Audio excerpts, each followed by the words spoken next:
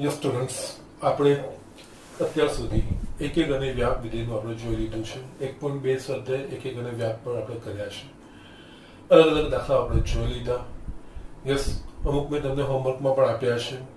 Homework બધાય કરીને મને બતાવવાનું છે. અત્યાર સુધી કોઈએ મને બતાવ્યું નથી. સો પ્લીઝ હોમવર્ક સાથે સાથે મને બતાવતા જજો. અને તમે આ ઇન્સિસ્ટ કરો છો એની પાછળનું કારણ બી તમને ખબર છે કે આમાં કન્સેપ્ટ જેમ જેમ ક્લિયર થતા જશે એમ સારું છે. અને જે બી દાખલા અત્યાર સુધી આપણે ગણ્યા છે એ લોજિકલ કર્યા છે. એ લોજિકલ સ્ટેપ્સ આપણે મૂકવાના હોય છે. એના પછી એક પછી બીજું પદ ને એટલે એના માટે પ્રેક્ટિસ જરૂરી છે. પ્લીઝ સાથે તમે બધા કરતા જજો. ખૂબ જ મજા આવશે. સરળ પણ છે જ, અઘરું કંઈ નથી. એક બેઝિક જે રૂલ્સ છે કે જે પ્રોસેસ છે એના પ્રમાણે આપણે આગળ વધતા જઈએ છીએ. પણ એ પ્રોસેસ કેવી રીતે ફોલો થાય છે એની એક આદત પડવી જોઈએ. તો યસ, એ આદત આપણા પ્રેક્ટિસથી જ આવે, લખવાથી જ આવે, વાંચવાથી ના આવે. ઓકે, એટલે મેથ્સ એમ પણ ગણવાનો લખવાનો સબ્જેક્ટ છે, વાંચવાનો સબ્જેક્ટ નથી. એમાં પ્રેક્ટિસ તમારે ખૂબ જ જોઈશે. અને જ્યારે તમને સર કહે છે કે આ વસ્તુની ખાસ પ્રેક્ટિસ કરવાની છે તો એની પાછળ કંઈક કારણ હશે જ. ઓકે, સો બધું જ તમારા સર જે એક એક સ્ટેપ લખે છે, લખવામાં કંટાળવાનું નથી. લોજિકલી બધી જ વસ્તુ દાખલામાં આપણે લખવાની છે. એક્ઝામમાં પણ એ રીતે જ લખવાનું છે. ઓકે, ના અત્યાર સુધી કોઈ પણ ડાઉટ હોય, ક્વેશ્ચન હોય, yes you can call me or WhatsApp me any time. Okay, ના મેં તમને કીધું હતું કે જસ્ટ એક અને વ્યાપ તો પતી ગયા હતા, પણ મારે એક વિશેષ નોંધ તમને બતાવી હતી. અને એના સિવાય એક વધારાનો દાખલો મારી રીતે મારે તમને એક દ્વિઘાત સમીકરણ વાળો દાખલો મારે તમને બતાવવાનો હતો. ઓકે, તો જસ્ટ આજે એ જ વસ્તુ હું કરું છું. પહેલા તો આપણે જસ્ટ આ બે એક્ઝામ્પલ જોઈશું, ઉદાહરણ જ છે. એના પરથી આપણે એક ઇમ્પોર્ટન્ટ નોટ બનાવીશું જે તમને એમસીક્યુઝમાં કામ આવી શકે છે. ઓકે, એટલે જસ્ટ આપણે શરૂઆત કરીએ. તો જસ્ટ પહેલો દાખલો છે, સાબિત કરો કે કોઈ પણ વ્યાપ્ત વિધેય f 1 2 3 2 1 2 3 એ હંમેશા એક એક જ છે. ઓકે, એટલે અહીંયા આપણે જોઈએ તો પ્રદેશમાં 3 ઘટકો છે, 1 2 3, અને સપ્રદેશમાં પણ 3 ઘટકો છે, 1 2 3. ઓકે, એટલે એ ને એ ગણ આપણે એ થી એ આપણે જ્યાં એ બરાબર ગણમાં 1 2 3 એ રીતે આપણે વાત કરી શકીએ. ઓકે, એટલે કોઈ પણ વ્યાપ વિધેય, એટલે આ વ્યાપ વિધેય છે કે જે 1 2 3 થી 1 2 પ્રદેશ એક એ 3 ઘટકો વાળો ગણ 1 2 3, અને સપ્રદેશ પણ 3 ઘટકો વાળો ગણ 1 2 3 એ રીતે વ્યાપ છે. તો એ એક એક હોય જ એવું આપણે બતાવવાનું છે. ઓકે, ના એટલે અહીંયા છે ને આપણે જસ્ટ એક એક બતાવવાનું છે. તો એને અનિષ્ટાપરની રીત પ્રમાણે ધારો કે f એક એક નથી. બસ આપણે આ ધાર્યું. હવે આપણે આવું સાબિત કરવાનું કે આપણે જે ધાર્યું એ ખોટું છે. ધાર્યું એ ખોટું છે એનો મતલબ એનાથી ઉલટું એ સાચું છે એવું આપણે કહીશું. કે અનિષ્ટાપતિની રીત કહેવામાં આવે છે. ઓકે, ના અહીંયા આપણે ધારો કે f એક એક નથી. અહીંયા f એક એક નથી એનો અર્થ વિધેય f અંતર્ગત પ્રદેશના એક કરતા વધારે ઘટકો માટે સમાન પ્રતિબિંબ એના સપ્રદેશમાં મળશે. એટલે અહીંયા ધારો કે f એક એક નથી, એટલે કે વિધેય f ને અંતર્ગત તેના પ્રદેશના એક કરતા વધારે ઘટકો માટે તેના સહપ્રદેશમાં સમાન પ્રતિબિંબો મળે. આપણે લખીએ ધારો કે પ્રદેશ ના ઘટકો 1 અને 2 માટે સહપ્રદેશમાં પ્રતિબિંબ 1 મળે છે. એટલે કે f(1) = 1 તથા f(2) = 1 કારણ કે આપણે એક નથી એનો મતલબ એક કરતા વધારે ઘટક માટે સમાન પરિણામ સમાન પ્રતિબિંબ મળે એટલે આપણે આ જસ્ટ ધાર્યું છે. હવે આપણે પ્રદેશનો 1 અને 2 બાકી શું રહ્યો 3 માટે બાકી રહેતા ત્રીજા ઘટક B3 ને સંગત યસ 3 ને સંગત યસ આમાંથી કોઈ એક અહીંયા એક આવી ગયું સરપ્રદેશનો. હવે 2 કે 3 હોય તો અથવા તો એક પણ હોઈ શકે. 3 ને સંગત એક સરપ્રદેશના ઘટકો 1 2 અથવા 3 માંથી એક જ ઘટક સંકળાઈ શકે.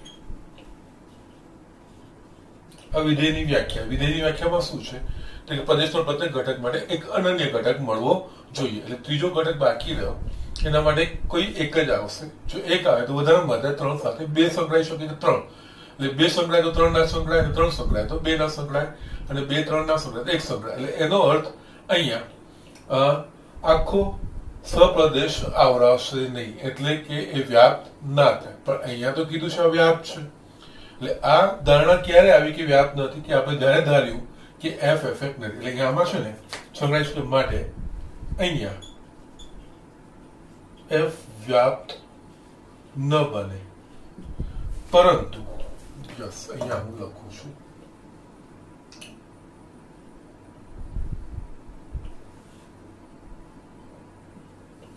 પરંતુ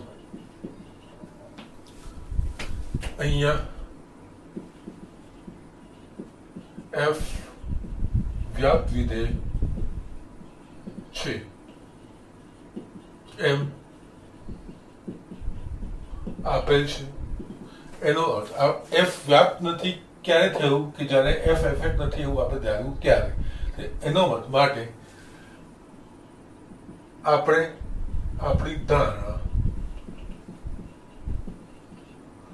ખોટી છે.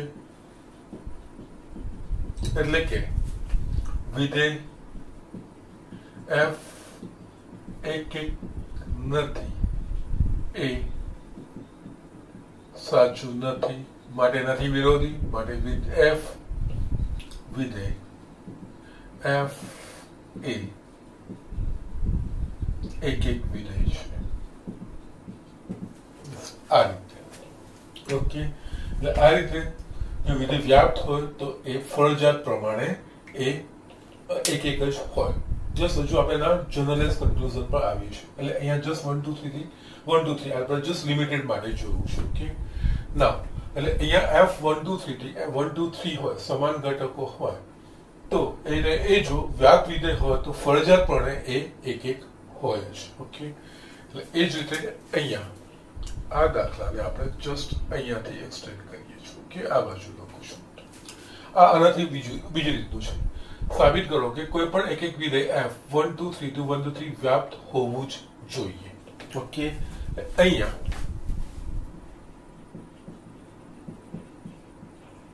વિધેય એફ એક છે એમ આપેલ છે. આપેલ છે એનો અર્થ એક ક્યારે કહેવાય તો કે પ્રદેશના ભિન્ન ઘટકો માટે ભિન્ન પ્રતિબિંબો મળે. અહીંયા પ્રદેશમાં કેટલા ઘટકો છે 3 એટલે 3 ભિન્ન પ્રતિબિંબો સપ્રદેશમાં મળવા જોઈએ. તો યસ એમાં પણ સપ્રદેશમાં 3 મળી જાય એટલે કે આનો વિસ્તાર એ એનો આખો સપ્રદેશ થઈ જાય. એટલે અહીંયા આપણે વિધેય એફ એક છે એમ આપેલ છે માટે પ્રદેશના 3 ભિન્ન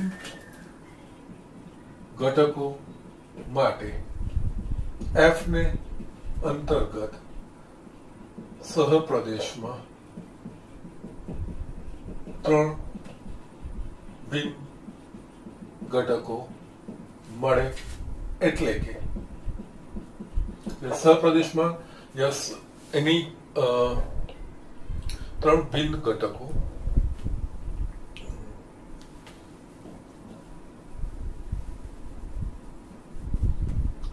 પ્રદેશ 3 ઘટકો માટે f નો એટલે સૌપ્રથમ 3 ભિન્ન યસ પ્રતિબિંબો મળે. અહીંયા 3 ભિન્ન પ્રતિબિંબો મળે છે. સર્વપ્રદેશમાં કેટલા ઘટકો છે? 3. એટલે આ 3 જે ભિન્ન પ્રતિબિંબોનો ગણ એનો વિસ્તાર થશે. એટલે કે અહીંયા વિધેય f નો વિસ્તાર that is range of f is equals to 1 2 3 જ્યાં a સહપ્રદેશ થાય. યસ, કોઈ પણ વિધેયનો વિસ્તાર એનો આખો સહપ્રદેશ થઈ જાય તો વિધેય વ્યાપ્ત કહેવાય. માટે વિધેય f એ વ્યાપ્ત વિધેય છે. ઓકે, નાઉ અહીંયા આપણે જોયું કે એક એક વ્યાપ્ત હોય તો એક એક હોય અને એક એક હોય તો વ્યાપ્ત હોય. પણ એના માટે અહીંયા ગણ પર આપણે ધ્યાન આપવાનું છે. અહીંયા ગણમાં શું છે? નિશ્ચિત સંખ્યાના ઘટકો છે. એટલે અહીંયા બંનેમાં ઘટકોની સંખ્યા સમાન છે. એટલે અહીંયા આ વસ્તુ આ પરિણામ ક્યારે શક્ય બને? તો કે જ્યારે આ ગણ શાંત ગણ કોને કહેવાય? તો જેમાં ઘટકોની સંખ્યા નિશ્ચિત હોય, ગણી શકાય એટલી હોય એને આપણે શાંત ગણ કહીએ. એટલે અહીંયા આ રીતે આપણે કહી શકીએ. જો આ આપણે નોટ તરીકે લખીશું. નોટ હું લખું છું. જો ગણ x એ કોઈ શાંત ગણ હોય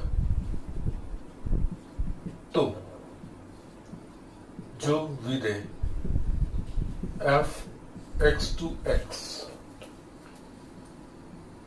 વ્યાપ્ત હોય તો તે એક એક પર હોય જ, તથા જો વિધેય f x to x એક એક હોય તો તે આવશ્યકપણે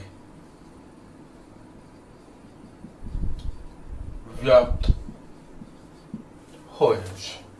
ઓકે, પરંતુ જો x એ શાંત ગણ ન હોય, શાંત ગણ ના હોય એટલે કે અનંત ગણ એનો વિરુદ્ધ હોય તો ઉપરના વિધાનો સત્ય ન પણ હોઈ શકે. એના માટે જરૂરી નથી, હોઈ પણ શકે ના પણ હોઈ શકે. જો પણ x એ શાંત ગણ હોય તો જો વિધેય એક એક હોય તો એ આવશ્યકપણે વ્યાપ્ત થાય, અને જો વિધેય વ્યાપ્ત હોય તો તે આવશ્યકપણે એક એક થાય જ. આ તમને એમસીક્યુના પોઈન્ટ ઓફ વ્યૂથી આ જસ્ટ બહુ જ ઇમ્પોર્ટન્ટ વસ્તુ છે. આ વસ્તુ નાની નાની વસ્તુઓ છે કે જે આપણે ધ્યાન રાખવાનું હોય છે. અને એનાથી ઉલટું જો આ x શાંત ગણ ન હોય એટલે કે આપણે કહી શકીએ વાસ્તવિક સંખ્યાનો ગણ r ટુ r હોય, પ્રાકૃતિક સંખ્યાઓનો ગણ, પૂર્ણાંક સંખ્યાઓનો ગણ, સમેસ, આ બધા એકચ્યુઅલી અનંત ગણોના ઉદાહરણો છે. આમાંથી કોઈ પણ એક ગણ હોય પ્રદેશ અને સહપ્રદેશમાં તો હોઈ પણ શકે ના પણ હોઈ શકે, પણ જરૂરી નથી કે હોય. પણ જ્યારે x અને x શાંત ગણ હોય એટલે કે બંને અને x થી x હોય, અને અહીંયા આના પરથી એક બીજું તારણ એ પણ તમને હું કહી દઉં. ભલે અહીંયા x અને y હોય પણ x અને y માં જો ઘટકોની સંખ્યા સમાન હોય અને જો એક એક છે તો વ્યાપ્ત હોય, અને જો વ્યાપ્ત હોય તો તે એક એક છે એ પણ કહી શકીએ. ઓકે, ઘટકોની સંખ્યા સમાન હોય, જરૂરી નથી x to x, x to y પણ હોય તો પણ ચાલે, પણ ત્યાં x અને y બંને શાંત ગણ હોવા જોઈએ અને બંનેમાં ઘટકોની સંખ્યા સમાન હોય, અને જો તે એક એક હોય તો તે આવશ્યકપણે વ્યાપ્ત હોય.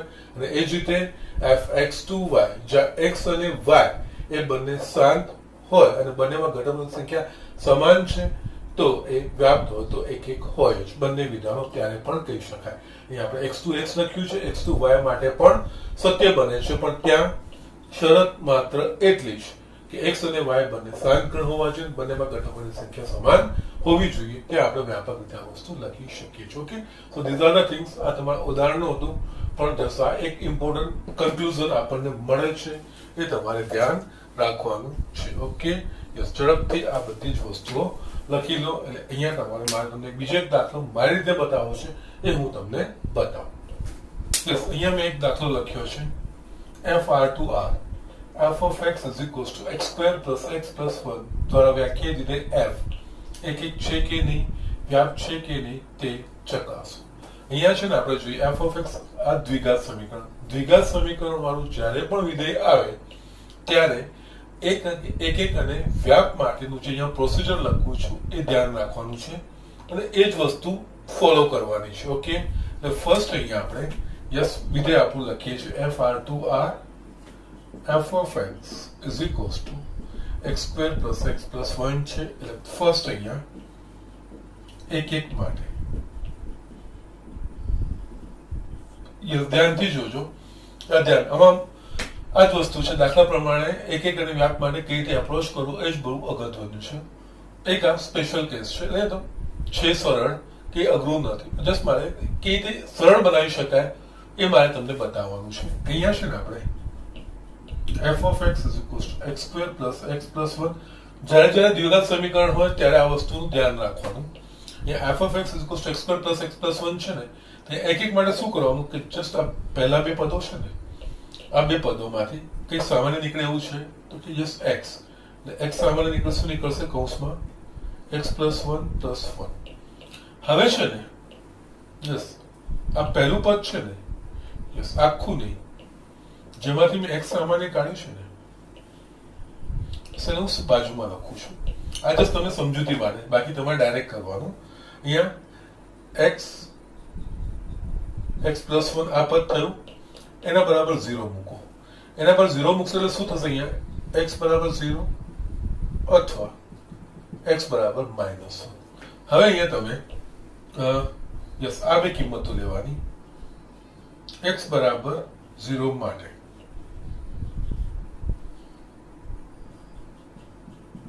f of 0, આ f of 0 નું સ્વરૂપ છે ને, અહીંયા મૂકશો તો એ વાંધો નથી. ઓકે, અહીંયા 0 plus 0 plus 1 is equals to 1. એ જ રીતે x બરાબર -1 માટે f of -1 નો square -1 plus 1 is equals to અહીંયા 1 -1 plus 1 is equals to 1. Yes, બે x ની બે કિંમતો ભિન્ન છે, 0 અને -1, અને એને અંતર્ગત f of x ના મૂલ્યો સમાન છે. અહીંયા 0 is not equals to -1, પરંતુ f of 0 is equals to f of -1 થાય છે. માટે f એક નથી. જસ્ટ અહીંયા ધ્યાન રાખવાનું છે, આ જે કિંમતો છે ને આ પદ પરથી આવશે. જો આની જગ્યાએ તમને x² plus 3x plus 1 લખી દે તો પણ અહીંયા x સામાન્ય કાઢશો તો x plus 3, પછી આને જો 0 સાથે કમ્પેર કરશો તો x બરાબર 0 અને x બરાબર -3. યસ, કિંમતો લેશો ને તમને આવા પરિણામો સમાન મળશે જ. Okay, so these are things. જ્યારે f of x દ્વિઘાત સમીકરણના સ્વરૂપમાં હોય ત્યારે આ વસ્તુ કરવાની. ઓકે, એ જ પ્રમાણે વ્યાપ માટે વ્યાપનો બેઝિક ફંડા શું છે?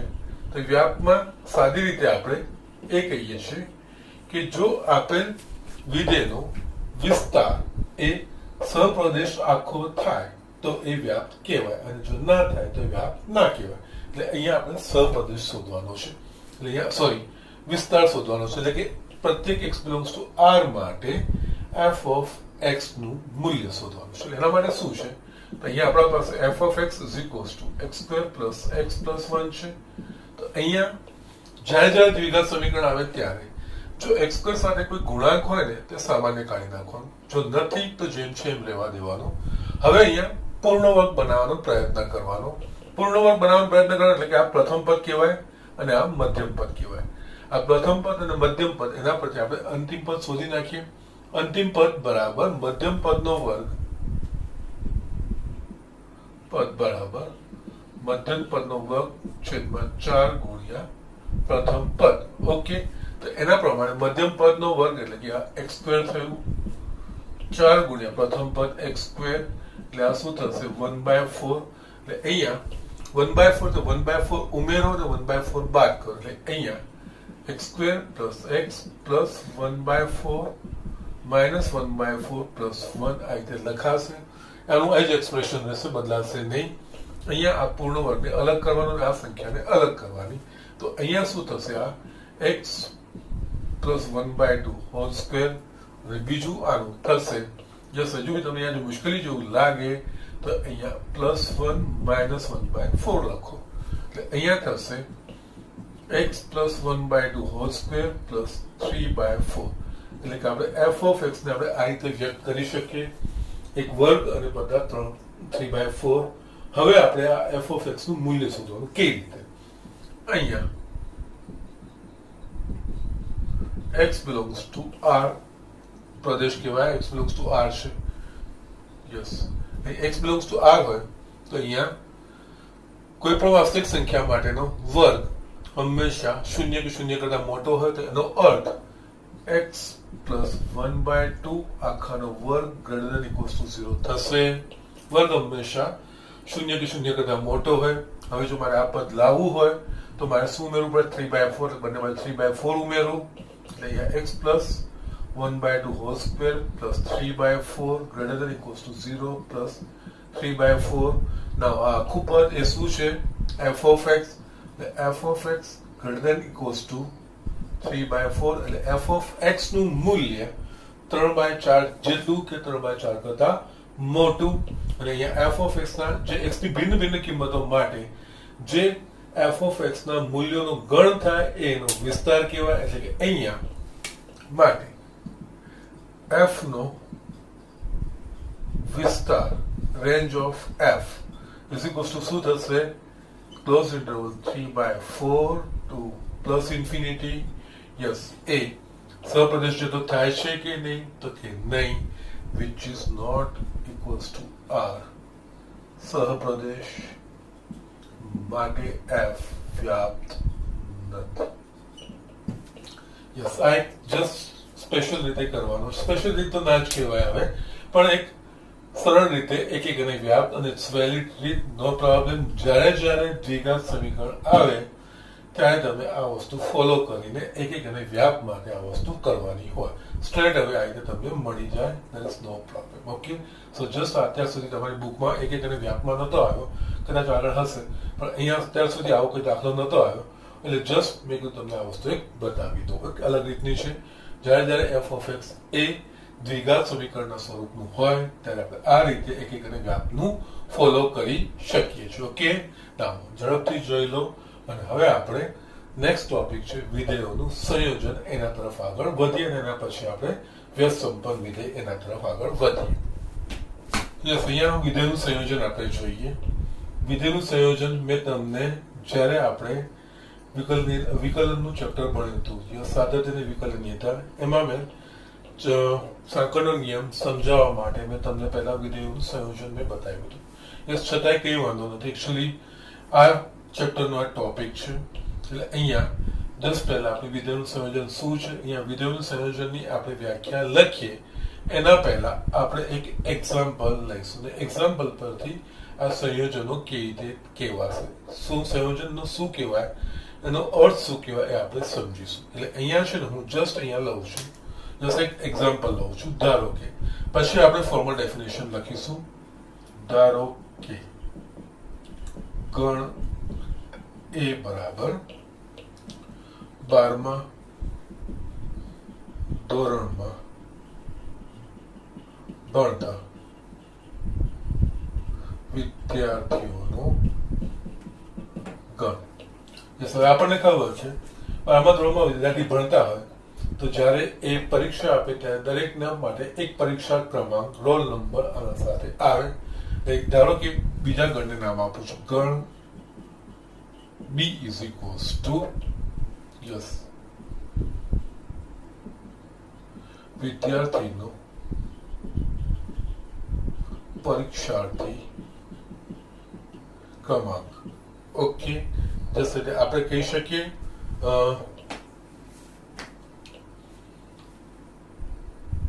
બારમા ધોરણમાં ભણતો વિદ્યાર્થી બી એ દરેક વિદ્યાર્થીને કરે એટલે અહીંયા આપણે એક વિધેય બનાવીશ, કારણ બંને વચ્ચે એક સંબંધ સ્થાપિત થશે. દરેક વિદ્યાર્થીને અનુરૂપ એક પરીક્ષાર્થી ક્રમાંક, આમાં બધા વિદ્યાર્થીઓના નામ હોય, અહીંયા બધા રોલ નંબર હોય, દરેક વિદ્યાર્થી સાથે એક રોલ નંબર સંકળાશે એટલે કે એક વિધેય આપણને 1, 2 અને પ્રત્યેક વિદ્યાર્થીને એક અનન્ય જ રોલ નંબર હોય. ઓકે, એટલે અહીંયા આપણને એક વિધેય વ્યાખ્યાયિત થશે.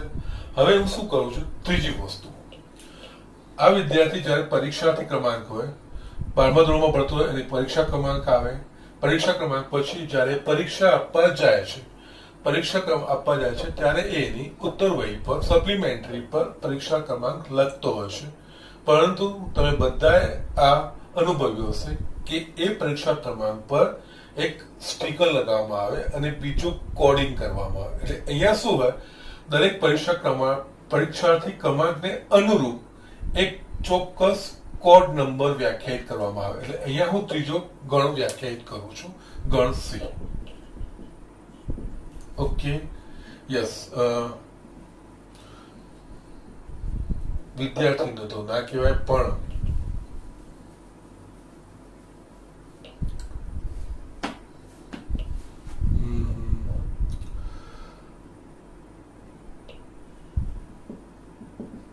સાંકેતિક કોડ નંબરોનો ગણ. ઓકે, સાંકેતિક કોડ નંબરનો ગણ એટલે અહીંયા શું થશે, જે વિદ્યાર્થી પરીક્ષા આપી હશે, પરીક્ષા ક્રમાંક હશે, એ પરીક્ષાની સાથે દરેક પરીક્ષા ક્રમાંકની સાથે એક એક સાંકેતિક કોડ અલગ અલગ સંકળાયેલો હશે અને દરેક પરીક્ષાર્થી ક્રમાંક સાથે એક જ અનન્ય સંકળાયેલો હશે. એટલે અહીંયા બીજું એક વિધેય B2C એવું પણ વ્યાખ્યાયિત કરી શકાય. એટલે અહીંયા છે ને જસ આ ત્રણ ગણ છે, અલ્ટિમેટલી આપણે શું હોય છે કે જ્યારે આ સાંકેતિક કોડ, એટલે આનો અર્થ શું થાય, 12મા ધોરણમાં ભણતો વિદ્યાર્થી એ દરેક વિદ્યાર્થીનો એક પોતાનો વિદ્યાર્થીનું નામ હોય, એ વિદ્યાર્થીનો દરેકનો એક રોલ નંબર હોય અને રોલ નંબર પ્રમાણે કે પરીક્ષા ક્રમાંક પ્રમાણે એ પરીક્ષા આપે છે. પરીક્ષા આપે છે ત્યારે સપ્લિમેન્ટરી પર એ દરેક વિદ્યાર્થીના પરીક્ષાર્થી ક્રમાંક પર એક સાંકેતિક કોડ નંબર દાખલ કરવામાં આવે છે. એટલે કે દરેક પરીક્ષા ક્રમાંકને અનુસાર એક કોડ નંબર મળે છે. અલ્ટિમેટલી છેવટે શું થાય કે દરેક વિદ્યાર્થી સાથે એક ચોક્કસ કોડ સંકળાય, દરેક વિદ્યાર્થી સાથે એક કોડ સંકળાય. પ્રોસેસ સીધો નથી, સીધો આના પરથી આ વસ્તુ સ્ટેપ નથી આવતું, પણ વિદ્યાર્થીનો પરીક્ષા ક્રમાંક અને પરીક્ષા ક્રમાંકને અનુરૂપ આપણને કોડ નંબર મળે છે. એટલે છેવટે શું કહી શકીએ આપણે કે દરેક વિદ્યાર્થી સાથે એક ચોક્કસ સાંકેતિક કોડ સંકળાય. એટલે આને કહેવાય બીજું નહીં, એક વિધેય A to B બને અને B to C બને અને છેલ્લે A અને C ને સાંકળતી કડી બને. આને કહેવાય વિધેયોનું સંયોજન. ઓકે, અહીંયા હજુ પણ હું લખું છું, અહીંયા બે વિધેયો શક્ય બને. Okay, F A to B, જ્યાં F of A is equals to F of A એટલે A એ આનો ઘટક હોય, એટલે 12મા ધોરણમાં ભણતા વિદ્યાર્થી અને એનું પ્રતિબિંબ B માં હોય, એટલે પરીક્ષા ક્રમાંક હોય. એટલે F of A એટલે વિદ્યાર્થી A નો પરીક્ષાર્થી ક્રમાંક આવી રીતે આપણે વ્યાખ્યાયિત કરી શકીએ. યસ, ગણ એમાં અહીંયા A બિલોંગ્સ ટુ A થશે અને આને આપણે કહીએ ધારો કે B, એટલે કે આ B એ વિદ્યાર્થી A ની સાથે સંકળાયેલો પરીક્ષાર્થી ક્રમાંક B, એ ગણ B નો ઘટક હશે. ઓકે, અને એ જ રીતે G B to C, જ્યાં G of B, કારણ કે B એ ગણ B નો ઘટક છે. અહીંયા પરીક્ષા ક્રમાંક B ને સંગત સાંકેતિક કોડ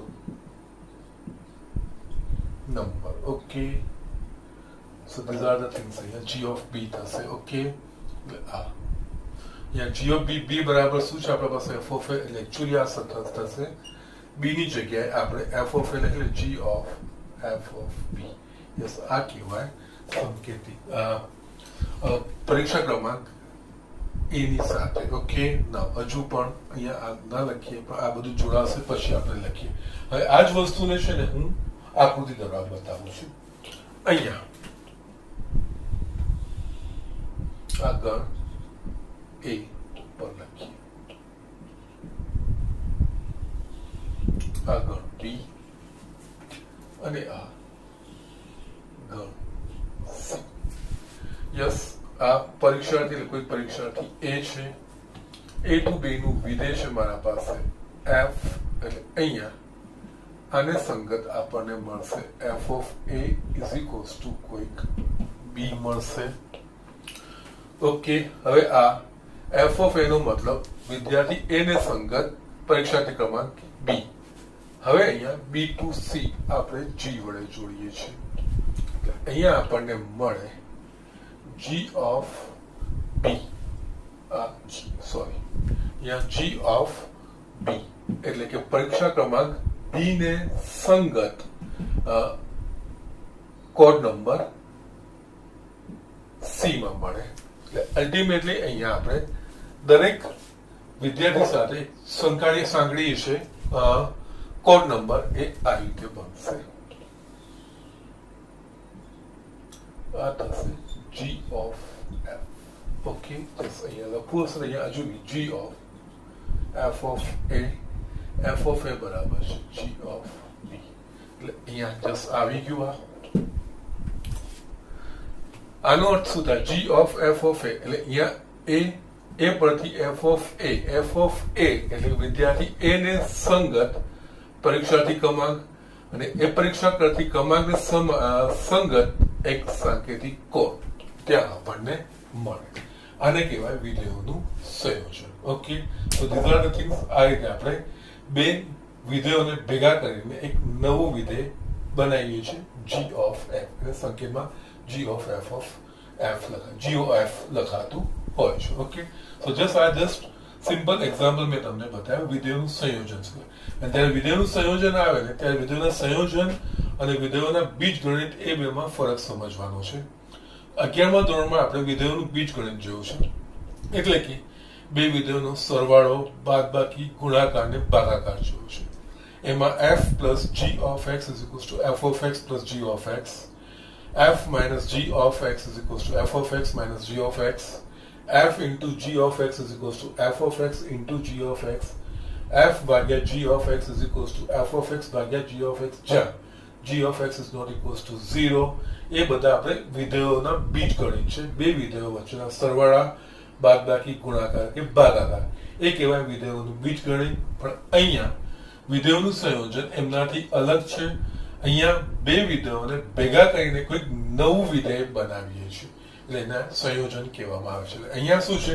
આપણા પાસે બે વિધેય છે f એ વિદ્યાર્થીના પરીક્ષા ક્રમાંકને જોડે છે g પરીક્ષા ક્રમાંકને કોડ સાથે જોડે છે અને આ બંનેનું સંયોજન એટલે કે g of f એ દરેક વિદ્યાર્થીને સંગત કોડ ક્રમાંક જોડે છે એટલે આવી રીતે ઇનડાયરેક્ટલી આપણે જે ઓબ્જેક્ટિવ આપણે અચીવ કરીએ છીએ એ વસ્તુ આપણે મેળવીએ છીએ આને કહેવાય વિધેયોનું સંયોજન એટલે જસ્ટ ઝડપથી આપણે લખી લો આના પછી વિધેયોના સંયોજનની આપણે ફોર્મલ ડેફિનેશન લખીએ છીએ ઓકે યસ હવે અહીંયા હું વિધેયના સંયોજનની જસ્ટ આપણે એક્ઝામ્પલ જેવું છે એને જ ટ્રાન્સલેટ કરવાનું છે ધારો કે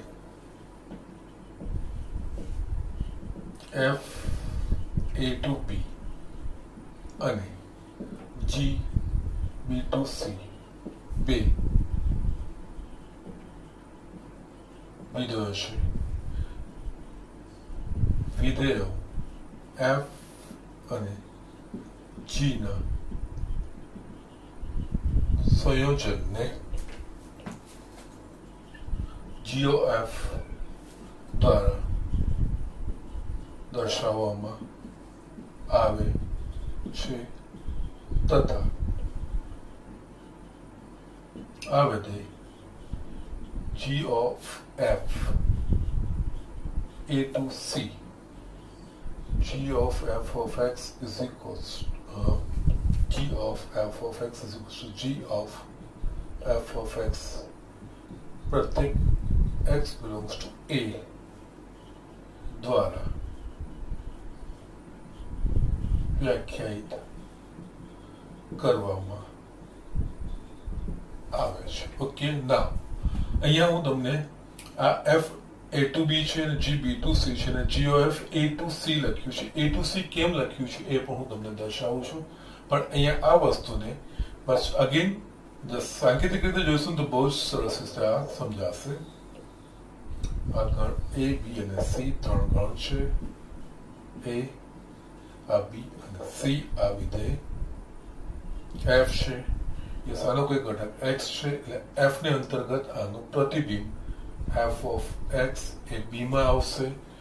b અને c ને સાંકળતી ઘડી g છે એટલે g હવે g f of x A b ના ઘટકો થશે એટલે g ને અંતર્ગત f of x નું પ્રતિબિંબ એટલે અહીંયા આવશે g ને અંતર્ગત f of x નું પ્રતિબિંબ, કારણ કે આના ઘટકો x છે એટલે f of x. આના બધા ઘટકો આનો જે બી વિસ્તાર થઈ જશે એ b ના ઘટકો થઈ જશે. હવે g b to c છે એટલે g of આના માટે આ પ્રદેશ થઈ જશે ના ઘટકો f of x થશે g of f of x અને આ રીતે g of f વડે દર્શાવવામાં આવે a to c. ના અહીંયા છે ને આપણે g of f a to c કેમ લખીએ છીએ તો g of f of x એટલે f of x થશે એટલે પહેલા તો અહીંયા યસ શરૂઆત અહીંયા થાય. આપણે x લઈએ તો અહીંયા યસ x belongs to શું છે તો કે f of x માટે શું થવું જોઈએ તો કે f a to b હોય. યસ, આ વસ્તુ તમને ક્લિયર કરું. અહીંયા f a to b આપણે લખીએ તો આપણે આ રીતે લખીએ f of x is equals to y પ્રત્યેક x belongs to a. એનો મતલબ f of x કોના માટે વ્યાખ્યાયિત થાય તો x belongs to a માટે. એટલે અહીંયા આ x belongs to a માટે વ્યાખ્યાયિત થાય એટલે કે અહીંયાથી શરૂઆતથી આનો પ્રદેશ થયો. ઓકે, અહીંયા f of x એટલે આપણને મળે f of x એ ગણ b માં મળ્યો. ઓકે, અને અહીંયા g of f of x કયા ગણમાં આવે c એટલે આના માટે સહપ્રદેશ થશે c એટલે a to c. અને બહુ જ સાદી રીતે આપણે સમજવું હોય તો g of f of x હોય તો અંદરનું જે વિધેય છે એ વિધેયનો પ્રદેશ એ અહીંયા આવશે અને બહારના વિધેયનો જે સહપ્રદેશ છે એ અહીંયા આવશે. એ આપણે જોઈએ અહીંયા અંદર f of x છે, f નો પ્રદેશ શું છે એ પ્રદેશ તરીકે આવ્યો અને બહારનું વિધેય શું છે g, કારણ કે પરિણામ છેલ્લે g નું આવે છે. પરિણામ એટલે વિસ્તાર એટલે g નો સહપ્રદેશ શું છે c એટલે a to c. અને આપણે અહીંયા g of f જે રીતે વ્યાખ્યાયિત કરવી છે ને એ રીતે f of g પણ વ્યાખ્યાયિત થઈ શકે. હવે અહીંયા છે ને g of f વ્યાખ્યાયિત કરવા માટેની બીજી પણ એક આડ શરત છે, હું તમને બતાવું છું. ઓકે, અહીંયા g of f of x ક્યારે વ્યાખ્યાયિત થશે તો કે જ્યારે f of x A g નો પ્રદેશ થશે. કેવી રીતે આપણે અહીંયા f of x ક્યારે વ્યાખ્યાયિત થાય કે જ્યારે x એ f ના પ્રદેશમાં હોય, x belongs to a. એ જ રીતે g of f of x ક્યારે વ્યાખ્યાયિત થાય કે જ્યારે f of x A g ના પ્રદેશમાં હોય. ઓકે, એટલે અહીંયા f of x છે એટલે અને f of x શું થશે અહીંયા બીજી વસ્તુ. ચલો બહુ સરળ રીતે બતાવું. અહીંયા f a to b f of x is equals to y થાય. અહીંયા f નો વિસ્તાર that is the range of f એ કેવી રીતે વ્યાખ્યાયિત થાય તો કે f of x જ્યાં x belongs to a એટલે કે x માં જેટલા બી ઘટક હોય એ x ને અનુરૂપ જે બી f of x ના મૂલ્યો આવે એ બધા જ f of x ના મૂલ્યોનો ગણ એ f નો વિસ્તાર થયો. ઓકે, ના એટલે અહીંયા આપણે જોવા જઈશું g of f of x થવું જોઈએ. અહીંયા g of f of x ક્યારે વ્યાખ્યાયિત થશે કે જ્યારે f of x A g ના પ્રદેશમાં આવે તો જ. કારણ કે જે રીતે f of x ક્યારે વ્યાખ્યાયિત થાય તો કે જ્યારે x એ f ના પ્રદેશમાં હોય તો. એ જ રીતે g of f of x ક્યારે વ્યાખ્યાયિત થાય કે જ્યારે f of x A g ના પ્રદેશમાં હોય અને f of x ની બધી સંખ્યાઓનો ગણ શું કહેવાશે તો f નો વિસ્તાર. તો આના પરથી g of f ક્યારે વ્યાખ્યાયિત થાય કે જ્યારે f નો વિસ્તાર એ g ના પ્રદેશનો ઉપગણ હોય, એ હોય કે નો ઉપગણ હોય ત્યારે જ GOF વ્યાખ્યાયિત થાય. આપણને એવું કોઈક f of x નું મૂલ્ય મળી જાય કે જે આમાં હોય જ નહીં, એટલે કે g ના પ્રદેશમાં હોય જ નહીં, તો ત્યાં આપણે એના માટે g of f of x શોધી શકીશું જ નહીં. એટલે અહીંયા આ વસ્તુ એક આડ વાત છે, એટલે કે અહીંયા બીજી એની કન્ડિશન છે GOF ક્યારે વ્યાખ્યાયિત થાય. અને GOF વ્યાખ્યાયિત કરવા માટેની આ શરત છે કે જો f નો વિસ્તાર એ g ના પ્રદેશનો ઉપગણ હોય તો GOF વ્યાખ્યાયિત થાય. કેમ? એટલે અહીંયાના માટે આ વસ્તુ મેં અહીંયા તમને સમજાવી. g of f of x એ રીતે લખાય. અહીંયા g વ્યાખ્યાયિત થવા માટે f of x A g ના પ્રદેશમાં હોવું જોઈએ. અને f of x શું છે? તો f of x ની બધી શક્ય કિંમતો f નો વિસ્તાર છે, એટલે કે એનો અર્થ f નો વિસ્તાર એ g ના પ્રદેશમાં હોવો જોઈએ. એનો અર્થ f નો વિસ્તાર g ના પ્રદેશનો ઉપગણ હોવો જોઈએ. એટલે અહીંયા આ નોટ હું સ્પેશિયલ લખું છું, અને આ રીતે જે રીતે GOF વ્યાખ્યાયિત કરી છે એ રીતે જ f of g પણ આપણે વ્યાખ્યાયિત કરી શકીએ છીએ, પણ એમાં પણ શરત એ જ આવશે કે g નો વિસ્તાર એ f ના પ્રદેશનો ઉપગણ હોય. એટલે અહીંયા એક નોટ હું આ લખું છું. નોટ એક, જો f નો વિસ્તાર એ, અહીંયા વિધેય લખી દઈએ ને પછી કન્ફ્યુઝન થાય. જો વિધેય f નો વિસ્તાર એ વિધેય g ના પ્રદેશનો ઉપગણ, અહીંયા ઉપગણ એટલે કે ઉચિત કે અનુચિત બંને હોઈ શકે, પ્રદેશનો ઉપગણ હોય તો જ GOF વ્યાખ્યાયિત થાય. બીજું, એ જ રીતે જો વિધેય g નો વિસ્તાર એ વિધેય f ના પ્રદેશનો ઉપગણ હોય, એટલે કે ઉપર આ સંકેત લખવાનું રહી ગયું છે. અહીંયા range of g is a subset of domain of f થાય તો જ f of g વ્યાખ્યાયિત થાય. અને અહીંયા આના માટે જે સંકેતમાં લખવું હોય તો yes, range of f is a subset of domain of g. So these are the things. અને આ વસ્તુ લખવાનું કારણ મેં તમને આ સમજાવી દીધું છે. ઓકે, અગેન છેલ્લી વખત આ વસ્તુ બતાવી દઉં. યસ, આ શરત લખવાનું કારણ શું? તો g of f of x ક્યારે વ્યાખ્યાયિત થાય? કે જ્યારે f of x A g ના પ્રદેશમાં હોય. હવે f of x એ બીજું કઈ નહીં, વિધેય f હેઠળ એનો વિસ્તાર છે, એટલે કે f નો વિસ્તાર એ g ના પ્રદેશમાં હોવો જોઈએ. એટલે કે એનો મતલબ f નો વિસ્તાર એ g નો ઉપગણ થવો જોઈએ. અને એ જ રીતે આમાં પણ એ જ થશે. f of g માં f of g of x ક્યારે વ્યાખ્યાયિત થશે? કે જ્યારે g of x A f ના પ્રદેશમાં હોવો જોઈએ. અને g of x બીજો કઈ નહીં, વિધેય g નો વિસ્તાર કહેવાય. એટલે આનો અર્થ g નો વિસ્તાર એ f ના પ્રદેશમાં હોવો જોઈએ, એટલે કે g નો વિસ્તાર f ના પ્રદેશનો ઉપગણ થાય તો જ આ વસ્તુ વ્યાખ્યાયિત થાય. આ વસ્તુ એના સિવાય જ્યારે બે વિધેયનું સંયોજન હોય અને અલગ અલગ આ રીતે a to b, b to c રીતે હોય અને કોઈ બીજા ક્વોન્ટિટી આપેલા હોય તો આપણે અહીંયા આ વસ્તુ લેવાની.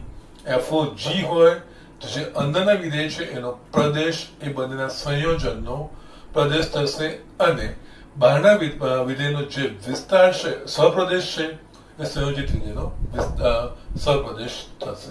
અહીંયા આપણે GOF વ્યાખ્યાયિત કર્યું છે. એટલે અહીંયા આ જે લખીએ છીએ ને આ કિલ્લા ઘણી વાર બહુ ઇમ્પોર્ટન્ટ હોય છે અને આ લખતા નથી ફાવતું, ત્યારે GOF માટે ક્યાંથી ક્યાં આ સંકળાશે એ વસ્તુ આપણે જોવી હોય ત્યારે આ અંદરનું વિધેય કહેવાય. એટલે f એટલે અંદરનો વિધેયનો પ્રદેશ, અંદરના વિધેયનો પ્રદેશ, અંદરનો વિધેય કયું છે? f. f નો પ્રદેશ કયો છે? a. એટલે એ આવી ગયો. અને બહારનો વિધેય કયું છે? g. બહારના વિધેયનો સહપ્રદેશ કયો છે? c. આ વિધેય a to c જોડાય. આ રીતે તમે ધ્યાન લખીશો અને આ રીતે ઘણી વાર લખવાનું આવશે અને આ વસ્તુ તમને આગળ ત્રિકોણમિતિ પ્રતિવિધેય જોઈશું ને ત્યારે પણ આ વસ્તુ કામ આવશે ત્યારે આ વસ્તુ તમે ખૂબ જ સરળતાથી સમજી શકશો. Okay, so these are the things. આ કહેવાય વિધેયોનું સંયોજન. આ વિધેયોના સંયોજન પર આપણે કેટલાક દાખલા જોઈ લઈએ. જો સમય હશે તો વધારે દાખલા જોઈશું, નહીં તો પછી શરૂઆત તો આપણે કરીએ જ છીએ. મેં અહીંયા એક દાખલો લખ્યો છે.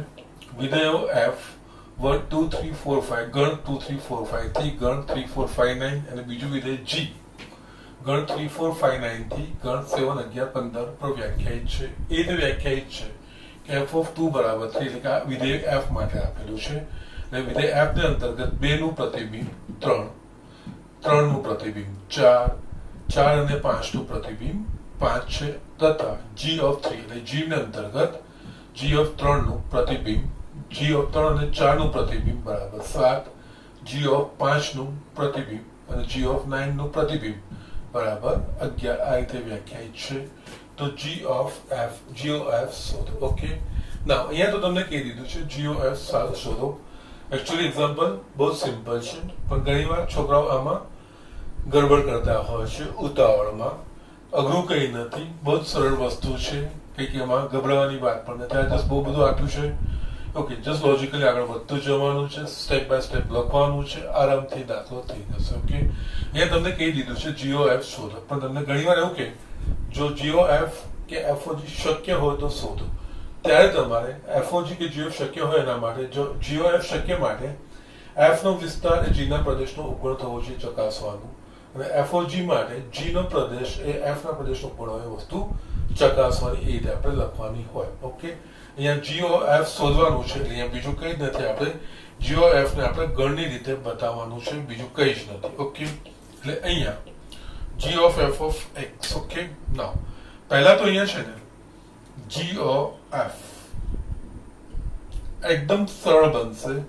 g of f ક્યાંથી ક્યાં, કયા ગણથી કયું વ્યાખ્યાયિત થશે. એટલે g of f વ્યાખ્યાયિત કરવા માટે એના માટે પ્રદેશ શું થશે અને સહપ્રદેશ શું થશે. તો અંદરથી શરૂઆત. અંદરનું શું છે f, f નો પ્રદેશ. f નો પ્રદેશ શું છે તો કે 2 3, એટલે એ જ g of f નો પ્રદેશ થશે. f નો પ્રદેશ છે મારા પાસે 2 3 4 5. બારનું વિધેય g. g નો વિસ્તાર સહપ્રદેશ શું છે તો g નો સહપ્રદેશ આ છે, એ જ આનો સહપ્રદેશ થશે. એટલે અહીંયા 7 11 15, કારણ કે બારનું વિધેય જે છે એનો એ છેલ્લો એનો જે જવાબ આવશે એ અંદર f નો સવાલ એ પ્રદેશ એને અનુરૂપ છે, જવાબ એને સહપ્રદેશ. એ રીતે આપણે કહી દઈએ. એટલે આ જીઓ એફ 2 3 4 5 7 11 15. અહીંયા જીઓ એફ શોધવાનો એનો મતલબ Jio F 2, Jio F of 3, Jio F 4 અને જીઓ એફ 5 એવું શોધવાનું થાય. એટલે અહીંયા આ વસ્તુ છે. આ ના વ્યાખ્યાયિત થાય ત્યાં સુધી આપણને ના ખબર પડે કે જીઓ એફ શું શોધાય. ઓકે, એટલે અહીંયા g of f of yes આ 2 એનો મતલબ g of f of 2. આ રીતે આપણે જસ્ટ આપણે લખ્યું હતું ને આગળ g of f of x is equals to g of f of x દ્વારા વ્યાખ્યાયિત કરીએ છીએ. એટલે એના પ્રમાણે અહીંયા g of f of 2 એટલે કે g of f of 2. નાઉ અહીંયા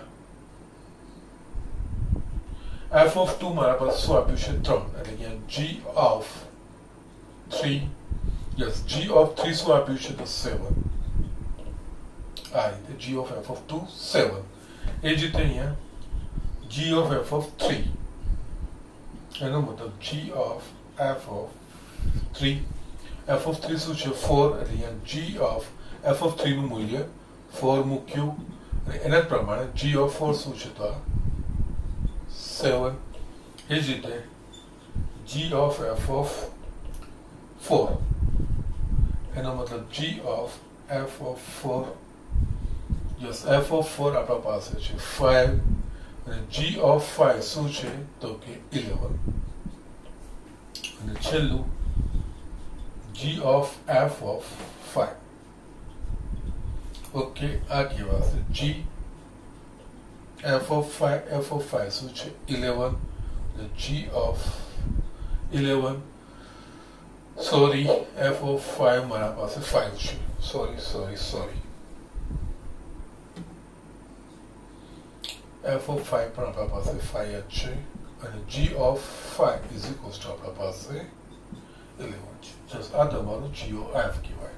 g of f આ ગણતરી આગળ પણ વ્યાખ્યાયિત અને g of f ના મૂલ્યો આ પ્રમાણે આવે, બીજું કંઈ જ નથી. ઓકે, હજુ પણ તમારે g of f ને લખવું અને તો આ રીતે પણ લખી શકો. g of f બરાબર ક્રમિક જોડ 2 સાથે 7, યસ 3 સાથે 7,